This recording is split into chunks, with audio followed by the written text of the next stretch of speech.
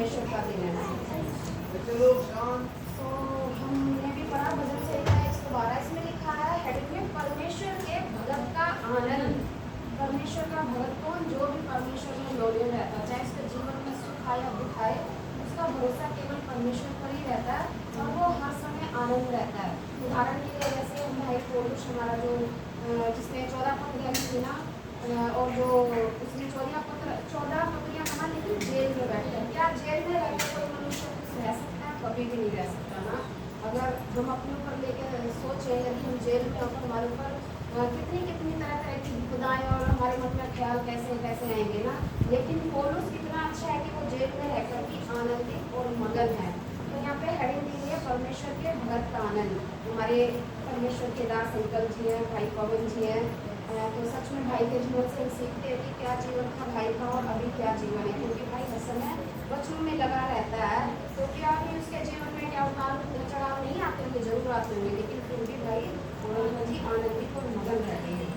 तो दाऊद यहाँ पर कहता है, यहाँ की स्तुति करो, क्या ही धन्य है वह पुरुष जो यहोवा का भय मानता है और उसकी आज्ञाओं से अति प्रसन्न रहता है।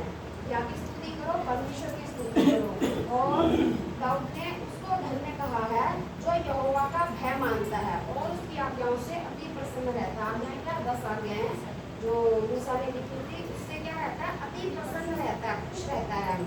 उसका वंश पृथ्वी पर पराक्रमी होगा, सीधे लोगों की संतान आशीष पाएंगे। इसका वंश जो परमेश्वर का भय मानता है, परमेश्वर में आनंदित रहता है, उसका वंश पृथ्वी पर पराक्रमी होगा, मतलब कि विजयी होगा।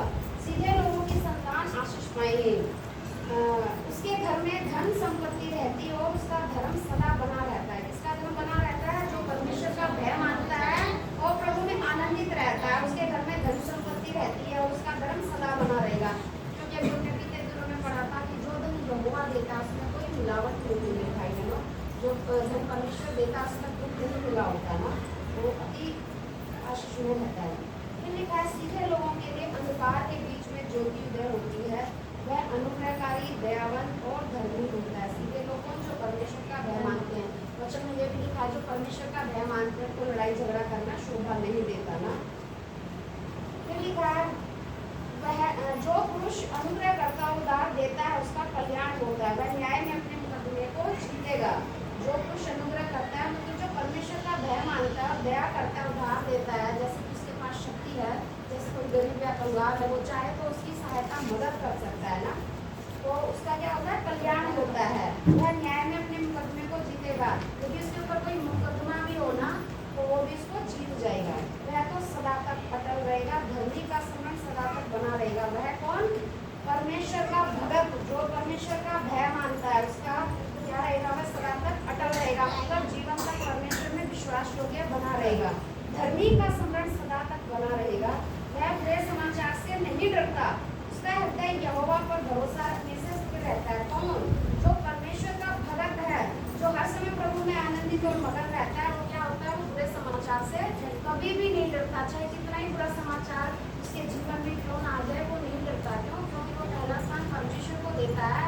वो परमेश्वर में क्या है? स्थिर। स्थिर का मतलब टिका हुआ, चाहे कितने भी आंधी तूफान क्यों ना आए, वो परमेश्वर पर भरोसा रखता है और वो टिका हुआ है, तो वो समाचार से क्या है? नहीं डरता।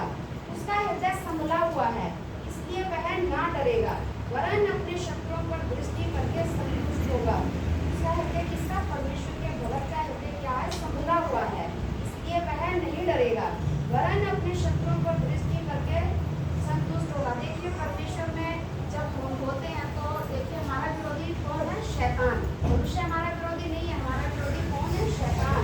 शैतान मनुष्य के मतलब कानों में तरह तरह की बातों को डालता है और क्या बोलता है कि ऐसा नहीं ऐसा करो, ऐसा नहीं ऐसा करो। क्या है? वो मतलब गलत विचारों को दिमाग में डालता है, किसके? मनुष्य के विचार में, जो परमेश्वर से दूर रहते हैं।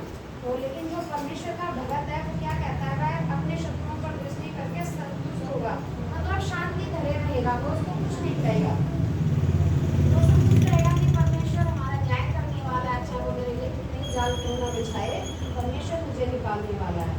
उसने उदारता से दरिद्रों को दान दिया, उसका धर्म सदा बना रहेगा। इसलिए जो परमेश्वर का भय मानता है, प्रभु में आनंदित रहता है, क्या है? वह उदारता से दरिद्रों को दान दिया करता है, कंगालों को क्या किया करता है? दान दिया करता है और उसका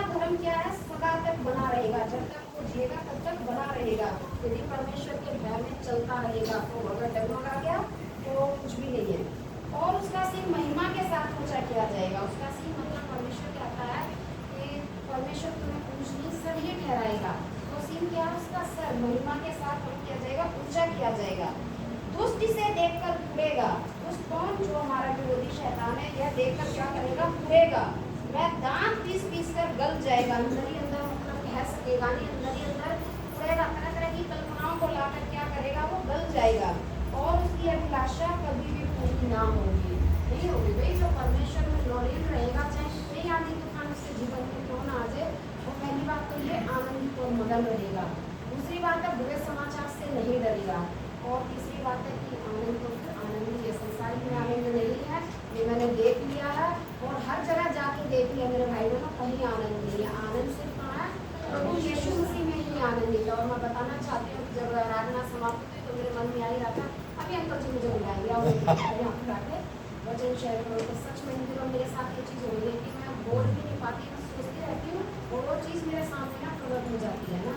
तो मैं परमेश्वर का धन्यवाद देना चाहती हूँ मेरे भाई बहनों, यही उत्साहित करना चाहती हूँ, परमेश्वर में बने रहिए। चाहे